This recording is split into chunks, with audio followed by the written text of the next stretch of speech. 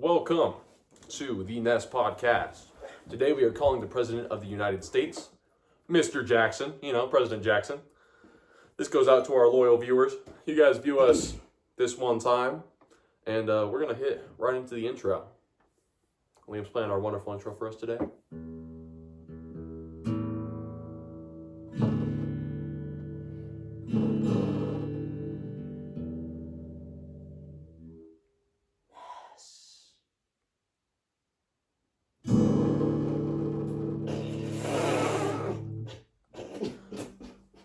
Today we're going to call the president on his special, called the president phone that he gave us.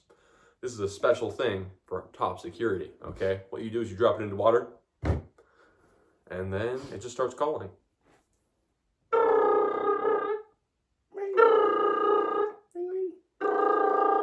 Hello, this is the president's office. Hello, can we speak with the president? Absolutely. You might be on hold for a second, though. Is that okay? Yeah, that's just fine. The guy sounds awfully familiar.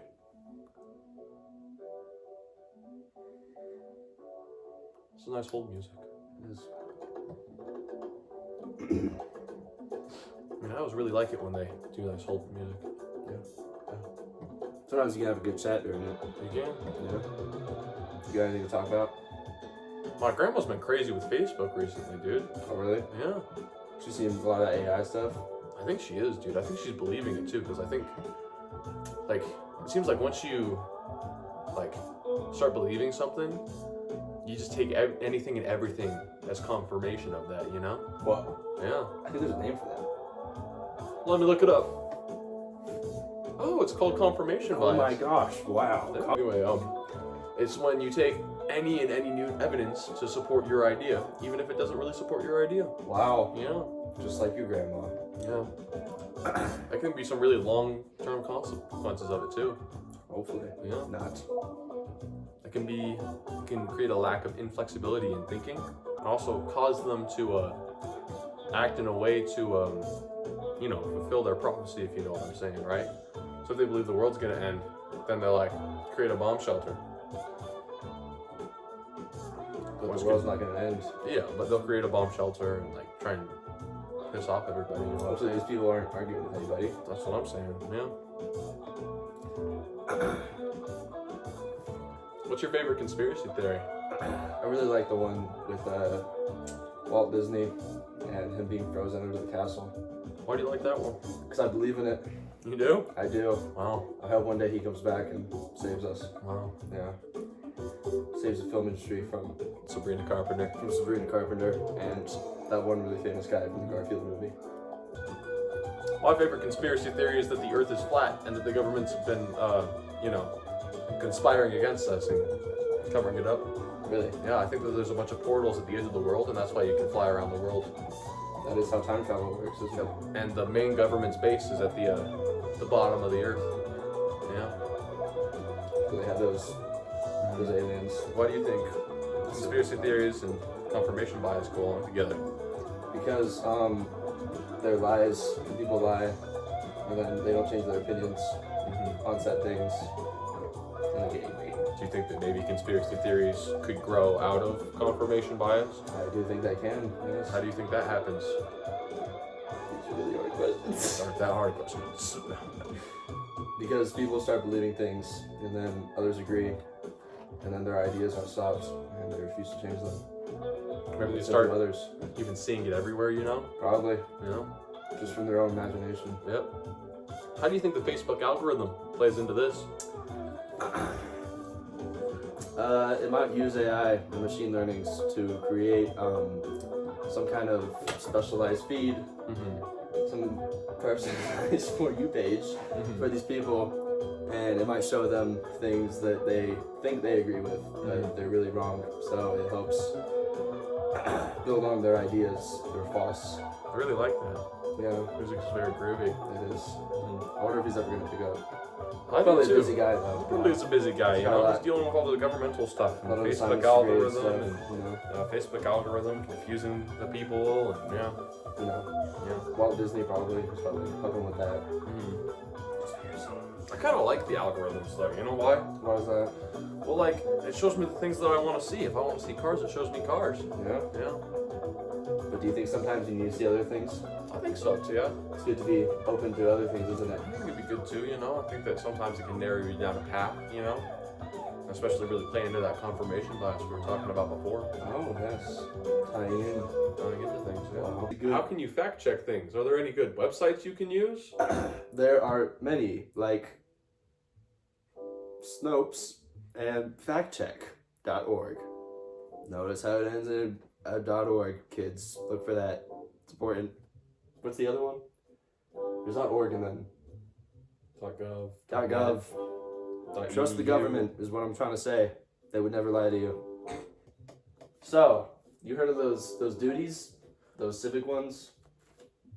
How do you do those, Mr. Xander? I do my civic duty by paying my taxes. I just turned 18, so I'm probably going to vote for local and federal elections. Wow. And along with that, I may also participate in the draft if I become drafted, and not desert because that's illegal. Do you wish to explain the difference between a federal and a state election? That's pretty easy, right? The federal government is the overarching government of the entire United States, right? There's a very specific setup for it. It's a part. I don't think it's bipartisan. It's by house. It's got two electoral things. A president, which is kind of the equivalent of like a governor, then a Supreme Court, you know, so it's set up similar to a lot of state governments, but state governments are generally have much more specific constitutions, along with being set up in any way they want. Like Nebraska, I'm pretty sure it's Nebraska, has only one voting house that votes for everything instead of like a multi-voting group system, you know? Oh, You know what I'm trying to say. I know exactly what you're I know trying to what I'm say. picking up. Yeah, Do our so, viewers know, though, I don't know. Mr. Jackson? But the biggest difference, though, is the amount of participation, right? Yeah. So this goes back to civic duty, right? People will participate their civic duty in the federal elections a lot, right? Specifically, you know, Trump versus Biden or Harris or, you know, the presidential elections, almost 60% of the population votes compared to, you know, elections here, like for governor, for mayor, for all these things, only like 11% of the population votes. Wow. The reason that is, though, is because the people who are kind of coming into the local office generally just want good things for everybody, and they're not going to get involved unless they do something that they don't like, right? Compare that to the federal office where, you know, somebody wants abortion versus somebody doesn't want abortion. There's a wide variety of people who like and don't like that idea. So, you know, a lot of people will vote for that. Yeah. That's I great. can't believe we missed that high five. That was pretty bad. You want to do it again? That was also Good job. a really bad I high know. five.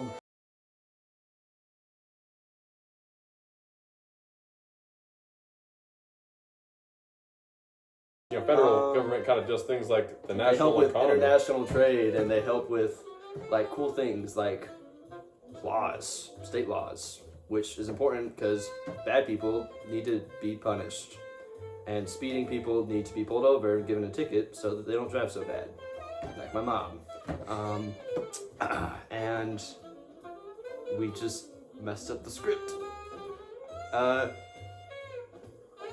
They both have their own little legislative and other branches so that they can work together and apart at the same time. It's pretty cool, right, Mr. Wickern? Yes, it is very cool. Yes. Which one do you think has the most to do with public education? I think it's state because they don't got time. Federal doesn't have time for all that, you know? Mm-hmm. It's more of a smaller thing for smaller It is. people. You know, Yes. maybe there's another reason, right? Like maybe, you know, locally, the people closest are going to know. They know what's up. They know what's They up. know what to Compared do. to the federal government, who might not know what's up. They're you too know? far away. I told you, small problems, small people. Small problem, small people. Yeah. Yes. But important problems, Mm-hmm. Mr. Jackson. So, have you ever seen a kid that's really annoying and gets a lot of attention? Yeah, you. What would you call that kid? Spoiled. Wow. Now let's talk about spoil system. I'll talk about it. You know what? Since I'm the spoiled one. Yeah. Brat. I'm not a brat. You're the spoon. System. It's when you give the government jobs to your friends and supporters, which is what that is. And before you put them in high power office, you Andrew Jackson. What? What's that thing that you put the dishes in? Really mess with this. Dishwasher? No, what's the sometimes they're messy, sometimes your mom yells at you and she's like, "Man, I just organized this thing," and you just threw everything everywhere. Oh, cupboard? No. Just say it. Maybe it's a cabinet. Yes, exactly. And who is the president's cabinet? The president's cabinet is a bunch of people that, according to the Article 2, Section 2 of the Constitution, it says, and I quote, "The cabinet's role is to advise the president on any subject he may require relating to the duties of each member's respective office." There's a bunch of secretaries. The secretaries are of Agriculture, Commerce, Defense, Education, Energy, Health, and Human Services. There's also Homeland Security, Housing and Urban Development, Interior, Labor, State, Transportation, Treasury, and Veterans Affairs, as well as the Attorney General. These guys, so how the bureaucracy works, kind of, because it's crazy and confusing, is there's the president, and then there's his 15 cabinet members, and then they all have their own little offices, and then there's other offices outside of those offices that have nothing to do with those offices, but then there's other offices inside of those offices that have a little bit more power than the ones outside of them. So like NASA's an independent office. Wait, is it? I forgot what NASA is. Oh my gosh, dude, it's confusing. The Rockets. I know what NASA is. What are bureaucrats? They're officials who work with bureaucracy. What a silly question. Well, we're just desk jockeys, you know this. Right now you're being a bureaucrat for not the government. They talk about rules and they characterize them and administrate them. Yes. You know what I really hate more than lobbyists though? Shadow. Lobbyists. I hate that guy that follows me around everywhere on the floor and sometimes the walls. Your shadow? Yes. You know, shadows and lobbyists, you know what those are? They Shadow lobbyists. lobby without registering as a lobbyist. They're unregistered. You can't. That's so lame, guys. That's illegal. Just register, Don't guys. be illegal lobbyists. It takes shadow lobbyists. 6 to 7 days. Probably more, but It takes probably over 6 to 7 days. probably over 6 to 7 days. What are lobbyists, you might ask? What They're are from interest groups. Do you know what interest groups are? Explain. An interest group. An interest group is a specific group that's not a political party, because political parties are a group of people that have similar political ideas and group together to get people into elections, right? While interest groups are groups of people with one political belief that they believe is not represented enough in the government. So what they'll do is that they'll send lobbyists to go and take politicians out to nice dinners, talk to them about it. Most of them are registered and aware, and they have to tell people about what kind of lobbying they're doing, and that's why shadow lobbyists are such a big problem. An example of an interest group is PETA, or the NRA. Because one's going for animal rights and the other one's going for guns. And the IRS. That's not an Going interest for group. our money, Mr. Jackson. Speaking of taxes, Speaking of taxes, there's a lot of interesting ways that I don't local think and federal taxes is on governments get, it's up there, local and federal government get money. What's 6 or 7 reasons? So I'm going to give you 2. One of the ways that local government gets money is from the delicious tax called, Property tax. along with the delightful tax. Vehicle That's tax. not a tax, it's actually the lottery. They run the lottery. Yes, they Yeah. do. And property tax. And property tax. And how does the federal tax one get money? The federal government gets money through taxes, like sales Just tax. taxes. Yeah. Sales taxes and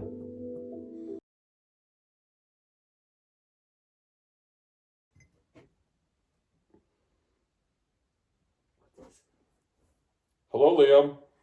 hello, Mr. President. I told you to stop calling me. You put us on hold for I told you to stop 25 calling minutes. me. 25 minutes and 30 seconds. That is a lot of time on hold. I That am is- sorry. I'll beat my it's secretary. Okay. It's all right, Mr. Jackson. Mhm. As How are you today? I'm doing so good. Yeah. Well, our government's still shut down, so you're not doing enough.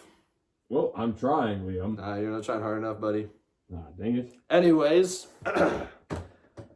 my viewers have questions for you, and I will be their conduit of asking. I love this. Are you ready for this, Mr. Jackson, President? I hope I am. All right. First question. Distribution of power is quite simple to explain, really. So, you've got your overarching federal government, right? They've got their 3 branches, right? You've got executive, legislative, and of course, judicial, right? You didn't give me a response there, buddy. I said yep. I'll stick Mr. to Secret President. Service on you. Nope, just keep going, Mr. President. So anyway, we've got these 3 branches up there in the government, right? And each state has kind of a similar setup to our government. Sorry, to our federal government and their state government. Excluding Nebraska, most of them have 2 party legislative branches. Most of them are set up very differently. Wow. But this distribution of power is really good because it means that the federal government doesn't have to micromanage every part of every state. And it also means that the state governments can delegate their power down to the local governments. And that means that specific problems can be solved by specific peoples from those communities, right? Let's say there's a pothole in the road. Well, local executive can create a case about it. We have too many potholes in our road, so let's fix it. And that's the personal touch of the separation of powers. It's really good.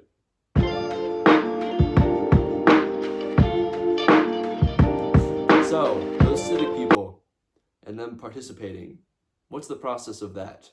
They vote. Anything else, Mr. President? That's about it. They vote. They get confirmation bias because they're dumb. Sometimes. Most of them don't vote in the local elections until something happens that they don't like. Then they vote to change that. And about 60% of them vote in the federal elections because they're weird. Yep. Wonderful answer, Mr. President. Thank if this you. was an assignment, I would give you 100 on that. But it is not. This is a podcast. Anyways, you know those use of election data? Mm-hmm. How is that useful, and why do we use it? And who is it? It's used for targeted advertisement, right? So there's things called swing states, right? And generally they'll focus a little bit more advertising there and a little bit less in states that they know they have or they know that they're probably not going to get, right? So Yes. like a red state will vote for like a purple state is what we're going to call the swing states. But the reason that they know that those states are like that is through election data. How many people here voted for this? And it just helps them both use their election strategies and their campaign strategies to work. Very nice. Was that the end of your comment, Mr. President? Yeah. Very nice. If this was an assignment, I would give you 100 on that. But this is not. This is a podcast. All right. Thank you, Mr. President, for this class. allowing me to call you. I think that all of those answers were 100s, but this isn't an assignment. This is a podcast. Anyways, thank you, viewer. Oh, I'm going to hang up on you. Boop. All right. Thank you, everybody, for joining us at another episode of Ness. Mr. Jackson, if you're still watching this, you're a pretty cool guy, and he needs the A, but I don't really need it. So just give him my points.